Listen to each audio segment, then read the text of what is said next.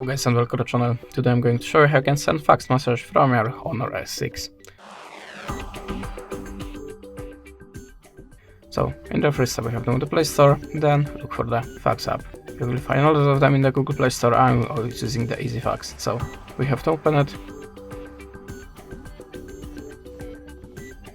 add the permissions to the camera and to the files if necessary. Okay, now click on the plus and choose source of your document. I'm gonna pick something from my gallery, so just open the Select folder and select the photo. Of course, you can select more than one picture. If you already click import, you can now adjust the shape to the document.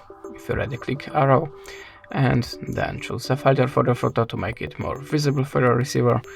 And you can add a signature, text, and graffiti by these icons. If you already click accept, and now just type the number here.